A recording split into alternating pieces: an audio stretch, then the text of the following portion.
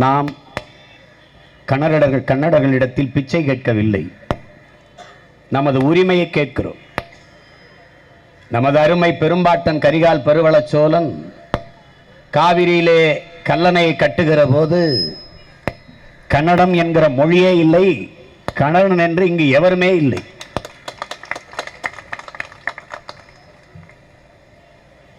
முல்லை பெரியாற்றிலே kernel Penney cook அவர்கள் அணையை கட்டுகிற போது கேரளா என்ற ஒரு மாநிலமே இல்லை. கட்டியவன் தமிழன், கட்டப்பட்டது தமிழனுக்காக. ஆனால் இன்று எல்லா உரிமைகளையும் இழந்து நிற்கிறோம். இங்கே பேசுகிற தலைவர் பெருமக்கள் எல்லாம் அவர்களுக்கே தண்ணி இல்லை என்கிறார்கள்.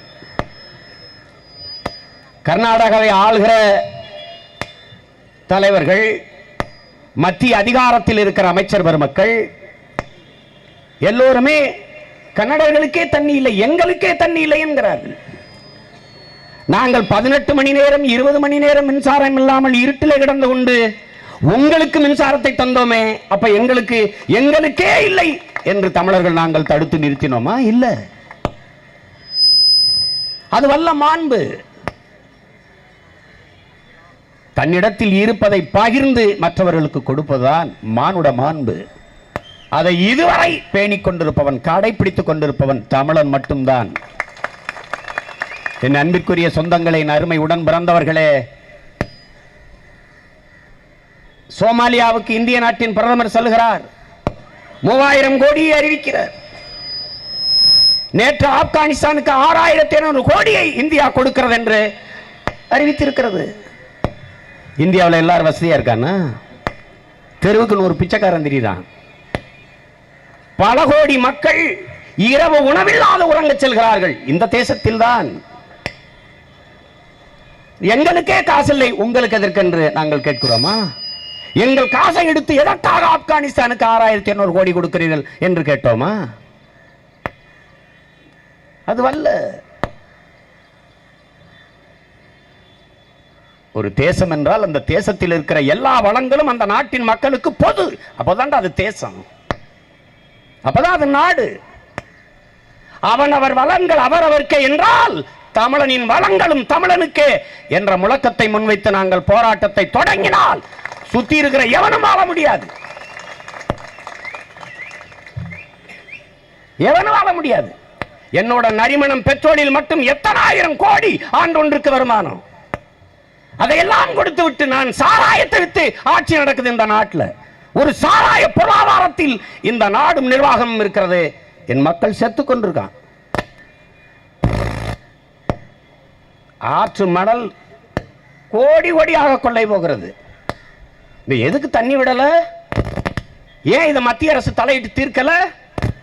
காவிரியில் தொடர்ச்சியாக தமிழர்கள் கேட்கிற நதிநீர் உரிமையை பெற்றுக் கொடுத்தால் விளைநிலத்தை விட்டு வேளாண் பெருங்குடி மக்கள் வெளியேற மாட்டான்.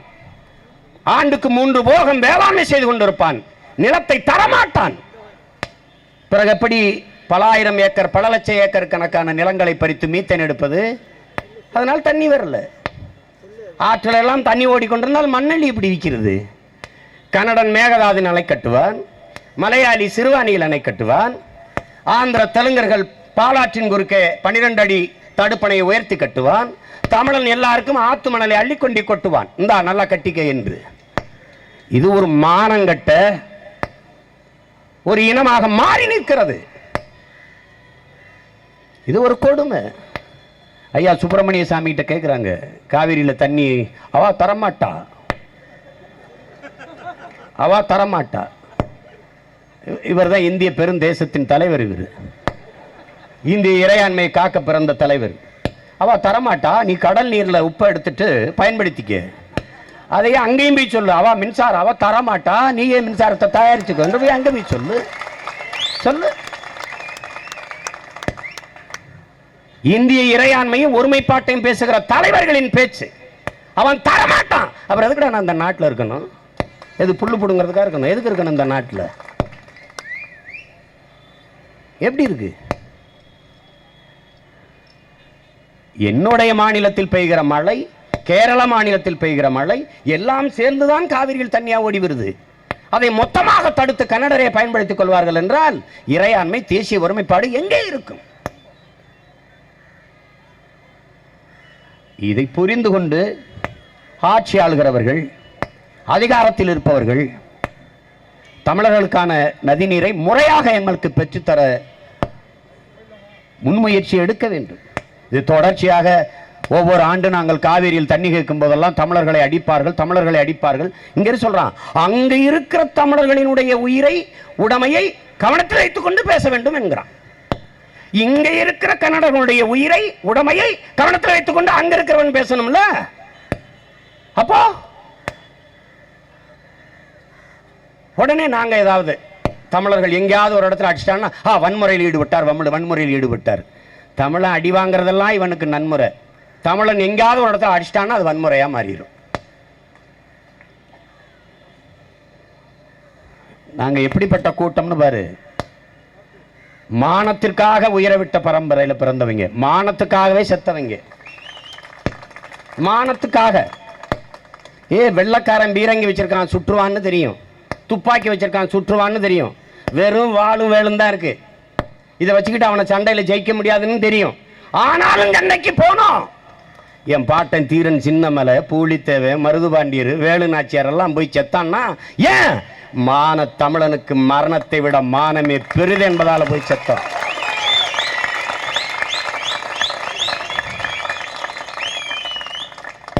மானத்துக்காக, நீதிக்காக செத்தவன் எங்கள் அருமை பெருமாட்டி கண்ணையார். பாண்டிய நெடுஞ்சலின் அவையிலே போய் என் கணவனா கல்வன், நீயே கல்வன், நீதானடா தவறாக நீதியை சொல்லி என் கணவனை கொன்று விட்டாய் என்று சொன்ன மாத்திரத்தில் நீதியை கொன்று விட்டேனா என்று விழுந்தான், செத்தான் பாண்டிய நெடுஞ்செழியன். நீதிக்காக செத்தான், மானத்திற்காக செத்தான். தமிழர் என்று ஒரு இனம் உண்டு, தனித்தே அவருக்கு ஒரு குணம் உண்டு. நல்லா புரிஞ்சுக்க, அமிழ்தம் அவரது மொழியாம், அன்பே அவரது வழியாம். இது எங்கள் புலவன் பாடியது. அமிழ்தம் அவரது மொழி, அன்பே அவரது வழி. அந்த வழியில் நிற்கிற பிள்ளைகள் நாங்க. தமிழர் என்று ஒரு இனம் உண்டு, தனித்தேவருக்கு ஒரு குணம் உண்டு, மானமும் வீரமும் உயிர் என்று உலகத்திற்கு காட்டிய தலைவன் பிரபாகரனின் பிள்ளைகள் நாங்கள். தமிழர்களை தீவிரவாதிகள், பிரிவினைவாதிகள், இனவாதிகள், வன்முறையாளர்கள் என்று காட்ட முயற்சித்தால் அதையும் சேர்த்து அடித்து நொறுக்கி முறியடிப்போம். எங்களை போல மாண்புமிக்க ஜனநாயகத்தின் பிள்ளைகள் இந்திய பெருந்தேசத்தில் எங்கும் இல்லை. இதை கவனத்தில் வச்சுக்கிட்டு பேசணும். அறத்தின் வழி நின்று ஆட்சி செய்த மறவர் கூட்டம் நாங்க. எல்லாமே காமராஜர் ஆட்சி என்று புகழ்கிறோம். அது தனி மனிதனுடைய ஆட்சி அல்ல, தமிழர் பரம்பரையாக செய்து வந்த அறத்தின் வழி நின்ற ஆட்சி. அப்படிப்பட்ட கூட்டம் அஞ்சுவதும் அடிபணிவதும் தமிழர் பரம்பரைக்கே கிடையாது என்கிறான் என்னுயிர் அண்ணன், என் அன்பு தலைவன் மேதகவே பிரபாகரன் அவர்கள். ஒன்றுதான், பழகிப்பார் ஈரம் தெரியும், பகைத்து பார் எங்கள் வீரம் தெரியும். தேவையற்ற வன்முறையில் ஈடுபட்டு எங்க பிள்ளைகளை அடிக்கிறது, நிர்வாணப்படுத்துவது, அவமானப்படுத்துவது, வாகனங்களை தீக்கிரையாக்குவது, எங்கள் பெண் பிள்ளைகள் கண்கலங்கி அழுது பேசுகிற போது பார்த்துக்கிட்டு கைகட்டி கையை பிசைஞ்சுக்கிட்டு கண்ணை கசிக்கிட்டு இருக்கிற ஒரு ஈனர் கூட்டம்னு நினைக்காத. தொடர்ச்சியா அப்படி இருப்போம்னு நினைக்க முடியாது. ஒவ்வொருத்தரா எடுத்து பேசி பொறுமையாரு செய்யாதேன்னு சொன்னாலும் அதையும் மீறி வெடிக்குது. ஏன்னா இன உணர்வும் மான உணர்வும் சீமானுக்கு மட்டும் சொந்தமானது இல்ல, எல்லாருக்கும் இருக்கு. நீ அடிச்சு காணொலியில அனுப்பி விடுற, அவன் பகிரியில பாக்குறான், அவன் தங்கச்சி அழுகிறா, அவன் கூட பிறந்தவன் நிர்வாணமா உட்கார்ந்துருக்கான், அப்புறம் என்ன கோபப்படாம என்ன பண்ணுவான்? ஒண்ணுதான் என் உடன் பிறந்தவர்களே, உங்களுக்கு சொல்லுவேன், அடிக்கணும், அதுக்கு முன்னாடி அதிகாரத்தை பிடிக்கணும். கவனமா கையில் வச்சுக்கணும். கன்னட நம்மளை அடிக்கிறான், தெலுங்கு நம்மளை அடிக்கிறான், மலையாளி அடிக்கிறான். ஏன்? அந்த மண்ணின் மகனே அந்த மண்ணை ஆள்றான். அதிகாரம் அவனது, அவனை பாதுகாக்குது அந்த அதிகாரம். நம்மள அப்படி இல்லை. இது நமக்கானது இல்லை, நமக்கான அதிகாரம் இல்லை. நாம் அதிகாரமற்ற அடிமைகள். அரசியல் வலிமையற்ற எளிய மக்கள். நம்மளால ஒண்ணும் செய்ய முடியாது. மக்கள் நடமாட்டமே இல்லாத இடத்தில் பேரணி, மக்கள் கவனமே வராத இடத்தில் ஆர்ப்பாட்டம். நாம் ஒடுக்கப்பட்டு ஒதுக்கப்பட்டு புறந்தள்ளப்பட்ட இனத்தின் மக்கள். அதை கவனமா வச்சுட்டு வேலை செய்யணும். நான் உங்கள்கிட்ட யாருக்கிட்ட உயிரை கேட்கல, அது நிறைய கொடுத்தாச்சு, நிறைய கொடுத்தாச்சு. நான் கேட்பது சாதி மத உணர்ச்சியை விட்டுவிட்டு தமிழன் என்கிற உணர்வை கொடுத்து முன்னாடி வா என்று நான் கேட்கிறேன். உயிர் வேண்டாம், உயிர் வேண்டாம். ஒண்ணு இல்ல, தம்பி அப்துல் ரவுப், தம்பி முத்துக்குமார், தங்கை செங்கொடி, எண்ணற்ற ஈக மரபர்கள் தங்கள் உடலை தீக்கி தின்ன கொடுத்தாச்சு. இங்குக்கு இந்திக்கு இங்கே ஆதிக்கமா? எல்லோரும் வாருங்கள் நாட்டினிலே, செந்தமிழுக்கு ஒரு தீங்கு வந்த பின்னும் இந்த தேகம் இருந்த ஒரு லாபம் உண்டோ என்று நமது புரட்சி பாவலன் பாடியதை கேட்டு இந்த சந்தன தேகத்தை தீக்கி தின்ன கொடுத்த நமது இன முன்னோர் பல பேர். பயனில்லை. ஒரு கள போராளியை, ஒரு இன உணர்வு மானமுணர்வு கொண்ட ஒரு தமிழ் பிள்ளையை உருவாக்குவது எவ்வளவு கடினம் என்பது எனக்கு தெரியும். அவ்வளவு போராடி உருவாக்கி அற்பமாக உயிரை இழக்கக்கூடாது. ரொம்ப கவனமா இருக்கணும். நீண்ட தூர பயணம், பெருத்த லட்சிய பயணம். அடிமை தேசியனத்தின் உரிமை சாதாரணம் இல்லை, அவசரப்பட்டு செய்யக்கூடாது. இவ்வளவு கட்டுக்கோப்போட இவ்வளவு ஒழுங்கோட இருக்கும் போதே ஒரு தம்பி அவசரப்பட்டு தன் உடல்ல தீ வச்சுட்டான். யார் பதில் சொல்லுவா? நான் தான் சொல்லணும். அம்மாவுக்கு என்ன சொல்லுது, அப்பாவுக்கு என்ன சொல்லுவது? என்னையை நம்பி இந்த மண்ணுக்கு மக்களுக்குமாக வந்த பிள்ளை இப்படி தன் உயிரை இப்படி தீக்கி கொடுத்துட்டானே நினைக்கும் போது எவ்வளவு வலியா இருக்கு. அது யாரு பொறுப்பு? அதுக்குத்தான் திரும்ப திரும்ப திரும்ப திரும்ப சொல்லு. எனக்கு தெரியாத அந்த கடை அடிக்கிறதுக்கும் காரை உடைக்கிறதுக்கும் அது பொறிக்கியல் வேலை. படித்த பண்புள்ள அரசியல் தலைவர்கள் செய்யற வேலை இல்லை, அது வேலை இல்லை. அந்த அரசியலை நம்ம செய்ய வரல, அது வல்ல, அது வல்ல. யாதும் ஊரே யாவரும் கேளீர், தீதும் நன்றும் பிறர் தர வாரா என்ற மிகுந்த பெருத்த உயர்ந்த பண்பாட்டுக்கு சொந்தக்கார பிள்ளைகள். பகுத்துண்டு பல் உறவுகள் என்று சொல்லல, பகுத்துண்டு பல் உயிர் ஓம்புக என்று நமது மறை சொல்லுது. பிறப்பு ஒக்கும் எல்லா மனிதருக்கும் என்று பாடல, பிறப்பு ஒக்கும் எல்லா உயிருக்கும் என்று போதிக்குது. நாம் மனிதநேயவாதிகள் அல்ல என் அன்பு பிள்ளைகளே, நாம் உயிர்நேயவாதிகள்.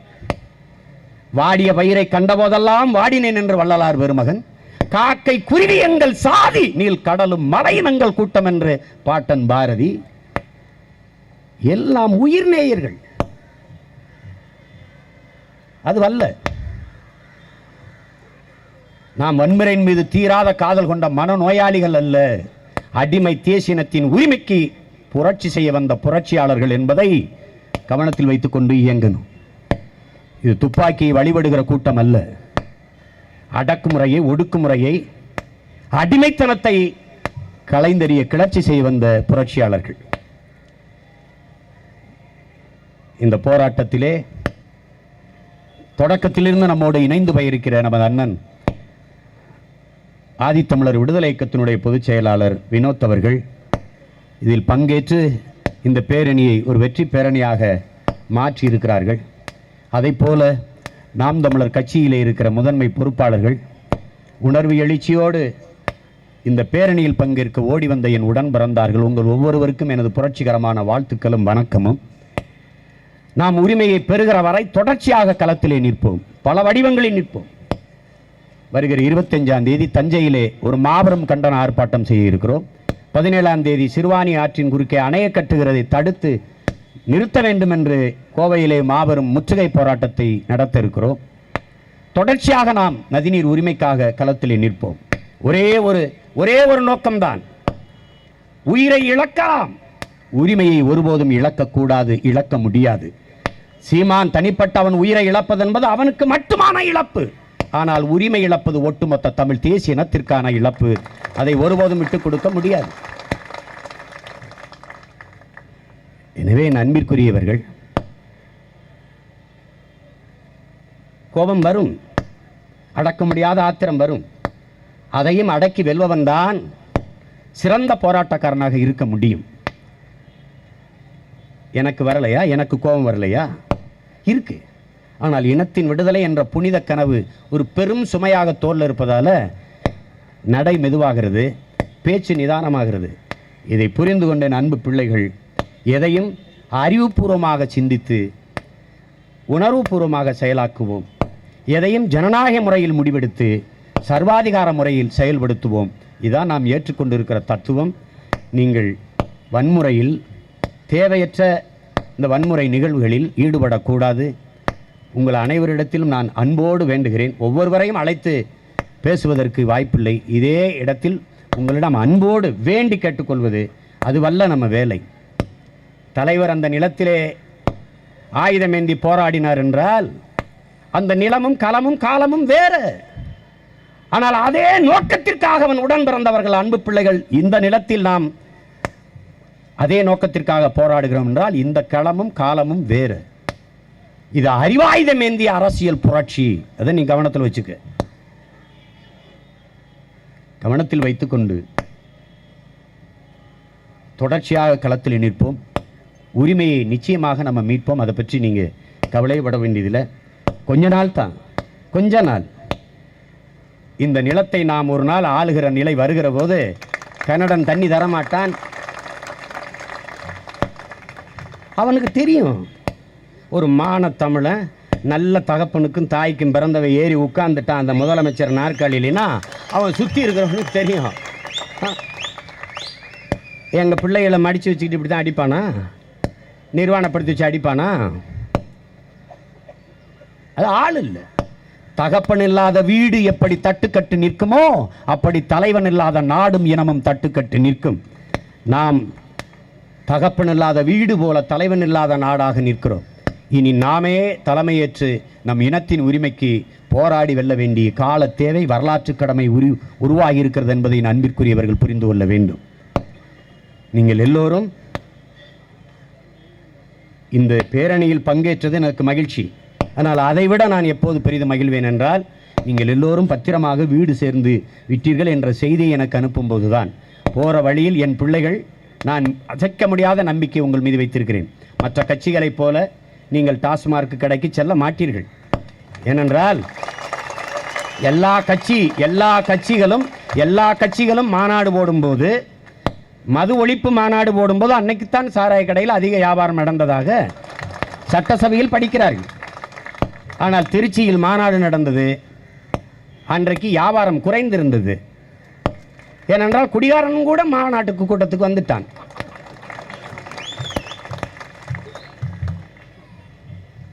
பத்திரிகையாளர்களே எழுதினார்கள், மது பிரியாணி இல்லாத ஒரு மாநாடு என்றால் அது நாம் தமிழர் கட்சி மாநாடு தான் என்று.